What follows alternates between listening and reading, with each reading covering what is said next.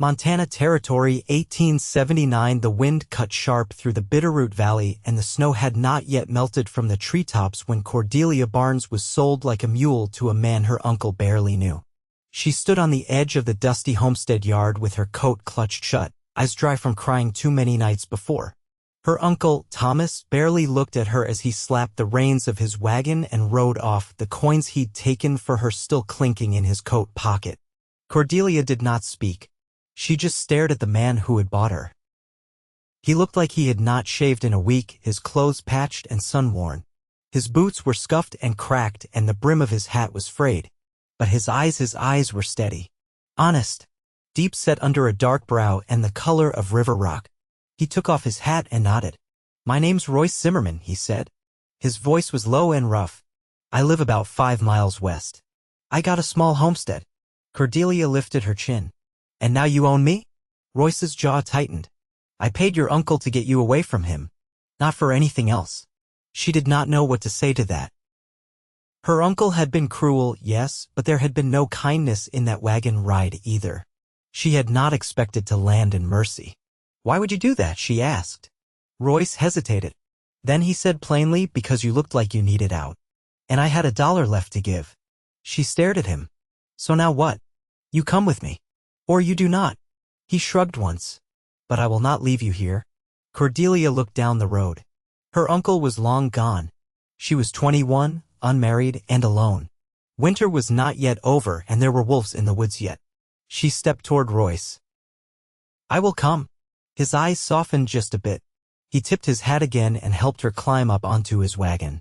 The old mule grunted as they turned west. They did not speak much the ride back. Cordelia kept her hands folded in her lap. Royce kept his eyes on the road. But when she shivered, he tugged off his coat and handed it to her without a word. The homestead sat low in the hills, a small cabin with a chimney that smoked thin and steady. There was a barn, half-finished, and a garden patch that had not yet seen spring. A pair of chickens pecked near the door. "It is not much," Royce said. "But it is safe." Cordelia stepped down and looked around. "It is more than I have had." That night he made her stew and gave her the bed. He took the floor by the fire without complaint. Cordelia lay awake a long time, listening to the wind and the low creak of the cabin walls. She had been sold, yes. But something about this place did not feel like a prison. Morning came with frost on the windows and silence between them. Royce handed her coffee and said, "I will teach you how to set the traps. If you want." "I do," she said. She needed to know how to survive. So the days turned. Royce showed her how to chop kindling, how to mend the coop, how to set snares without cutting her fingers. Cordelia worked hard, always had, and Royce never treated her like she was made of glass. He respected her effort. She could feel it in the way he watched her without hovering, corrected her without scolding. One afternoon, after hauling water from the creek, she looked up at him and asked, "Why are you alone?" Royce wiped sweat from his brow. "My wife died 6 years ago." Cordelia's breath caught. "I am sorry." He nodded. "We had a boy. William. He died the winter after her. Fever." She set the bucket down slowly. "You lost everything." "Not everything," Royce said. And then he looked at her. Really looked. Not yet. She did not know what to do with that look. So she said nothing.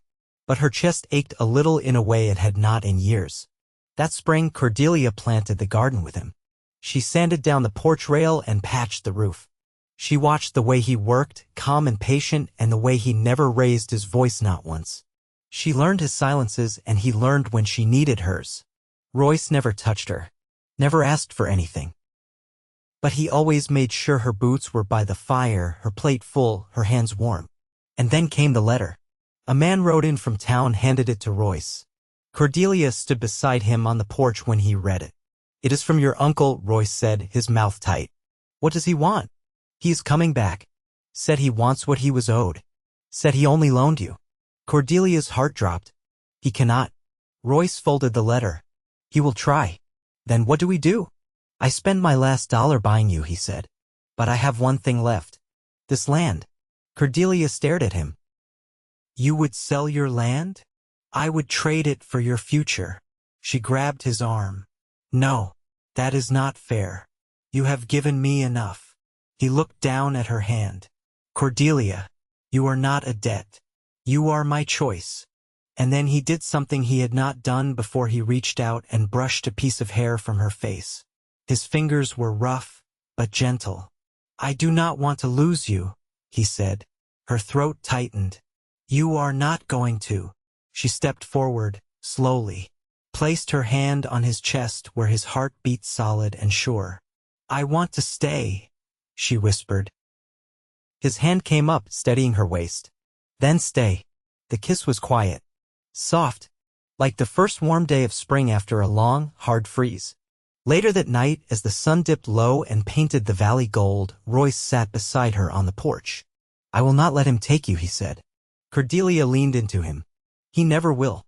And in that silence, in that small cabin with its cracked porch and half-built barn, something true and strong settled between them. She had been sold. But now she belonged. The wind shifted warmer by April, carrying the scent of thawed earth and pine sap. Royce had taken to rising before the sun, walking the lines through the trees at the edge of the hill, checking for signs of trespass. He didn't say it aloud, but Cordelia could see it in the way he watched the horizon. Her uncle was coming. She filled her days in the seams between worry. Early mornings, she kneaded bread with sleeves rolled up, fingers dusted in flour. By midday, she was in the rows, coaxing the early shoots from the soil with her palms pressed to the earth, listening for the soft murmur of life climbing up from beneath. Nights, she read what few pages she'd found in a torn almanac, tilting it toward the lamplight while Royce sat near, oiling the hinges of the door or carving a new yoke for the oxen. One evening, while she patched a tear in his shirt, Royce laid down the blade he'd been sharpening. You ever think about leaving the territory? He asked, voice low. She didn't look up from her stitching. I used to, but it isn't the place that was cruel. His eyes stayed on her hands as they worked, threading the needle smooth, never pricking the fabric too hard. There's land to the south. Might be easier living. And start over again? She tied off the thread and set the shirt aside. I've only just begun to feel like I have something worth staying for. He leaned forward, elbows on his knees. You do. There was a pause. The fire cracked once, low and steady. I want to marry you, Cordelia. Her breath caught, not out of surprise, but from the weight of how simply he'd said it. She didn't speak right away. Instead, she stood, crossed to the cupboard, and poured the water kettle full. As it began to heat, she turned. Would it be the sort of marriage where I still get to decide how the roof should be patched? His mouth curved slightly, not in amusement, but something more tired, more full. It would be the kind where you tell me I patched it wrong, and I listen. She stepped closer, the warmth from the stove brushing her hip. Would it be the kind where I get to keep my name? If that's what you want. And if I wanted to take yours? He stood slowly. Then I'd feel like a man who got real lucky. Outside, a coyote called once, distant. Inside, she reached for his hand and laced their fingers together. You're not waiting for me to say yes? I already know you've said it. She nodded once. All right then. They were married the following Sunday, beneath the cottonwoods down by the creek. No preacher, just Royce, her, and the land they'd come to shape with their hands. He carved 2 slender rings from the cherrywood beam that had cracked in the barn last winter. She wore hers on a twine thread around her neck until it fit her finger come summer. The next morning, Royce brought out a folded bundle wrapped in oilskin. He laid it on the table between them. I never told you, he said. But before William was born, I set aside money, meant to build a schoolhouse near the old church. But after he paused, well, I never did. She ran her fingertips over the bundle's edge. You've still got it? Not all. Some I had to sell off over the years, keep things going. But enough's left. She looked up. You want to start one now? No, Cordelia. I want you to. She blinked. Me? You read better than I do. You've got a way with children. I've seen it when you talk to the neighbor's girl, the one with the wheat blonde hair. And you've got a steadiness they'd follow. Her throat tightened.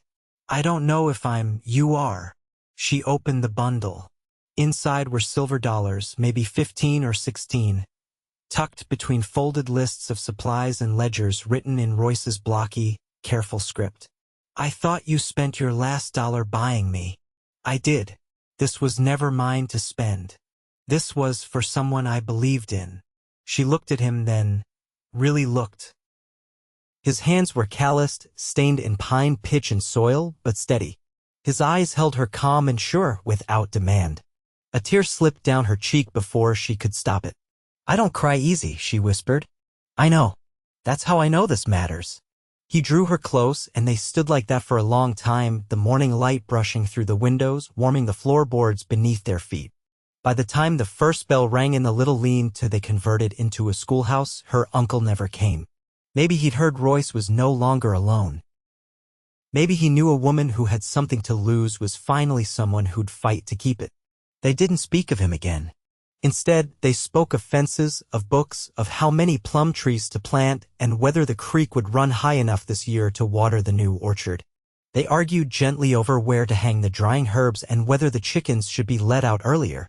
And at night, when the house quieted down to breath and heartbeat, Cordelia would press her palm to Royce's chest and remind herself that she'd never been someone's burden. She'd been his choice. And now his future. They built it together. By early June, the fields had taken hold in full green and the schoolhouse rang with the clatter of small boots and chalk. Cordelia kept a slate board by the door where she etched the date each morning in practiced strokes.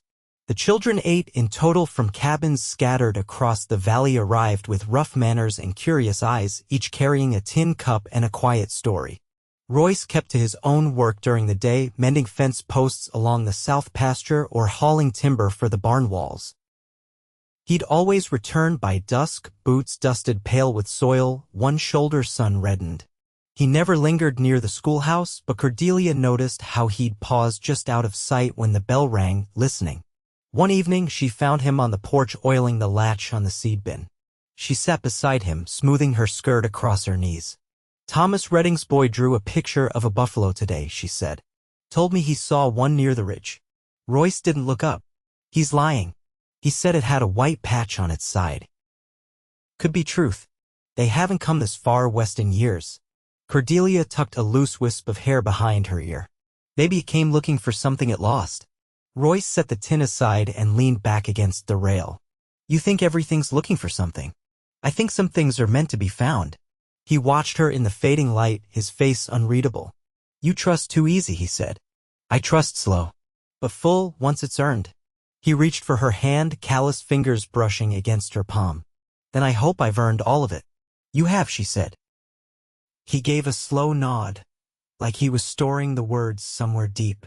The following Sunday, Royce hitched the wagon before dawn. Cordelia waited beside it, basket in hand, her boots lined with mud from the last rain.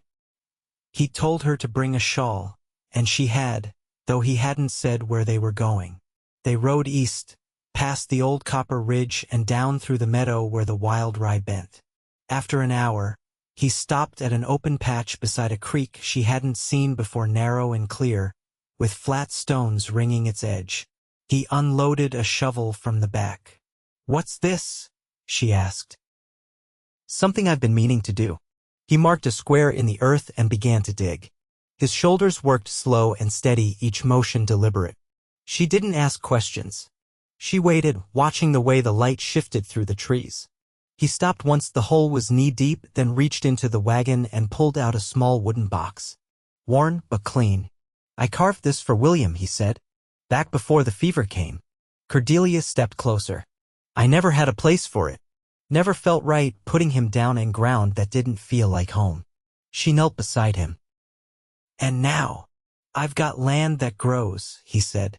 And someone to remember him with. He took the lid off. Inside were a child's glove, a wooden toy horse, and a folded cloth with faded stitching. She didn't touch them. Royce placed the box in the earth with both hands, then began to fill the soil back in, slow and careful. When he was done, he sat beside her on the grass and waited. Cordelia pulled a sprig of sage from her pocket one she dried from her garden rose and laid it on the mound. "I'll teach the children his name," she said. "If you want." Royce didn't speak for a long while. Then finally he said, "I'd like that." Afterward, they walked the creek's edge. Cordelia picked up a flat stone and turned it over in her hand. "You ever think of having more?" she asked. Royce looked out across the water. "I did. Once. I stopped thinking it was meant for me." She tossed the stone into the current, watching the ripples fan out. "I don't know what will come," she said. "But I think there's room. If it does."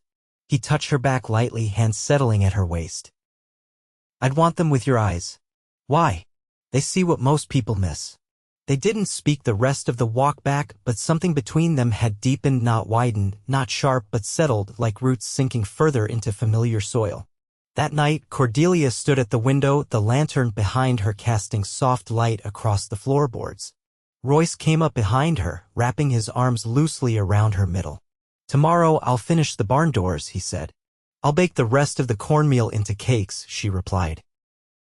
"The children have been asking." He rested his chin lightly on her shoulder. "You've made this more than a home." She leaned into him, her voice quiet but certain. "You gave me the space to build it." He turned her gently, palm beneath her jaw. "I love you," he said. "I know," she whispered. "I've known." Their kiss wasn't new, but it came with something more settled, less like fire, more like warmth held close in the coldest months. Outside, the night deepened. But inside, the quiet held. And between them, a life continued to grow steady, strong, and theirs entirely. Summer brought longer light to the valley, and with it, a rhythm that settled into their bones. Cordelia rose with the dawn to boil water and slice bread for the children, then walked the mile to the schoolhouse with her shawl tucked tight and her satchel swinging. Royce stayed behind, finishing the barn roof and tending to the pasture fence where elk had pressed too close one night. One afternoon, while Cordelia swept the schoolhouse floor, a wagon rolled up slow, wheels grating against the packed earth. The man who stepped down had a military-cut coat and a sour lean to his face. He wore a badge on his chest, not law, but land survey. "I'm looking for a Royce Zimmerman," he said, glancing past her toward the field. Cordelia didn't move from the threshold. "He's working." "What's your business?" The man pulled a folded paper from his satchel. "This area's been marked for acquisition. Territory lines shifting east. Could be a rail spur coming through." She crossed her arms. "This land's claimed. Registered near Missoula 4 years back. I've seen the deed." He gave her a look that didn't quite meet her eyes. "Might be contested. There's older claims being reopened. Some from soldiers who never returned." Cordelia's grip on the broom tightened. "You tell whoever's opening them they'll have to speak to my husband directly." "I will," he said, stepping up into the wagon again. "But I'd start thinking about alternate arrangements." She watched him go, dust clinging to the back of his coat as he vanished down the road. That evening, she found Royce by the creek, binding a new gate hinge with wire. She didn't wait to sit. "They're talking about a rail line. A man came today. Said old claims might be reopened." Royce set his hands on his knees and looked at the water a long moment before speaking. "They've been circling this valley for years. Always looking to draw lines on paper and pretend the land's theirs. Could they take it?" He nodded once. "If the claim predates mine and he's got a legal heir." "Maybe." Cordelia crouched beside him. "What would we do?" "There's land south of the ridge," he said. "Rougher terrain, but I've seen good soil there. We'd have to clear it ourselves." She looked down at her skirts, then up at the trees rustling overhead. "I'd clear it with you." He reached over, palm against the side of her neck, thumb brushing the edge of her jaw. "You shouldn't have to start over again." "I won't be starting over. I'll be continuing. With you." He kissed her there, not quick, not long, just enough to steady something inside them both. Over the next few weeks, Cordelia kept teaching, but her eyes lingered longer on the hills beyond the schoolhouse. Royce began mapping the ridgeline in his ledger each evening, marking water sources and stretches of pine that could be milled. They didn't speak of the rail man again, but each night they folded into each other more tightly, more deliberately. One day, after the children had gone home, Cordelia lingered in the schoolhouse, running her fingers across the edge of the desk Royce had built her. Her thoughts drifted to the box buried beside the creek. and the ring she wore warm against her hand. A shadow moved across the doorway. "Didn't think you'd still be here," Royce said, stepping inside. "I was thinking about what it would be like to teach in a tent. Or under a tree." He smiled faintly. "I could build you a new roof." She walked to him, arms folded. "You think I'd follow you to the edge of the hills just for a roof?" "No," he said. "I think you'd follow me because we've got more to build." Outside, the wind picked up dust along the path. Cordelia tilted her head. "I want to have a child with you," she said. Royce went still. Then he reached forward and took her hand, threading his fingers through hers. "I'd raise them the way we built this place," he said. "With patience. And grit. And care." Cordelia leaned into him, her voice steady. "Then let's begin." That night, she braided her hair by lamplight while Royce read through the land records they'd copied in town. He'd found a parcel that hadn't been claimed in over a decade, tucked between two ridgelines where the cottonwoods grew thick and the deer ran low. "We'll need to dig the foundation before the first frost," he said, not looking up. Cordelia crossed the room, barefoot, and sat beside him. "Then we'd better start tomorrow." For the first time since spring, he laughed quiet and full, the sound of a man who'd stopped listening for what could go wrong. They spent the next week pacing the ridge, clearing brush with axes and sweat. Royce marked the corners with stone, and Cordelia began drawing plans on scrap parchment, envisioning a stove on the eastern wall, bookshelves beneath the window. One afternoon, as the sun dipped behind the tallest pine, she sat on the rise and watched him trim a branch with his draw knife. Her hands rested against her stomach, and for the first time, she let herself imagine the weight of a child there. Royce glanced up. "You all right?" She nodded. "I'm more than all right." He stood, wiped his brow, and crossed to her. "You ever think about what we'll tell them?" he asked. "Our children." He sat beside her, one boot planted firm in the soil. "About how it all began." She looked out across the valley where the light caught on the schoolhouse roof far below. "We'll tell them I was sold," she said. "And you turned your last dollar into something that grew. And that you built it with me." She smiled, reaching for his hand. "And that we never let anyone take it from us." He leaned in close, their foreheads touching. "Then they'll know what it means to belong." The wind stirred through the grass below them. The land stretched wide and open, ready. And together they stayed there, watching the sun settle over the ridge where their future would rise. The rains came steady that August, softening the ridge soil just enough for Royce to dig the post holes without splintering the handles of his tools. Cordelia walked the perimeter alongside him, flagging corners with strips of muslin dyed with elderberry. Her belly had begun to swell beneath her apron, just enough to shift her balance when she crouched. She didn't complain. Royce didn't offer to take the work from her hands, only slowed his steps to match hers. One morning, she found a hollowed cedar stump near the new homestead site, half covered in moss. Inside, nestled dry and undisturbed, were 5 pale eggs, speckled brown and white. "Quail," she said, crouching to look closer. Royce stepped beside her, wiping his hands on his trousers. "Could build a coop nearby. Let them stay if they'll have it. They'll stay if it feels safe," she said. He looked at her then, eyes resting on her quiet smile. "Just like people." They didn't disturb the nest. By September, the first walls had risen, rough pine fitted tight with handmade pegs, corners notched clean by Royce's draw knife. Cordelia found herself humming while she swept sawdust from the threshold. Her students had begun helping after lessons, fetching water from the creek and stacking kindling in neat piles. No one had asked them to, they simply showed up, one by one, carrying baskets of apples or bundles of dry straw. Children and mothers who had watched Cordelia teach and Royce build and decided something worthy was growing there. At night, Royce would read aloud from the old ledger, not for the numbers but the rhythms of his voice. Cordelia leaned back against the porch rail, one hand resting where their child turned quietly beneath her ribs. "I've been thinking," she said, "we ought to plant plum along the north fence. They'll catch the morning light." Royce nodded. "And a bench under the tallest one, for when you need to sit. You'll sit too, only if you ask." I won't have to. He reached over, threading his fingers into hers. You've changed me, Delia. She looked at him, full and steady. No. You just stopped standing in your own way. The next week, a letter arrived, carried by a boy from west of the ridge who'd been sent ahead of a mail wagon. Royce unfolded it carefully, eyes scanning the lines once, then again. Cordelia waited. What is it? The army man, he said. Turns out the claim he mentioned was filed under a name that doesn't match any enlisted records. No next of kin. No living heir. She exhaled through her nose, slow and deep. So it's finished. It was never really a threat, he said. But it's over now.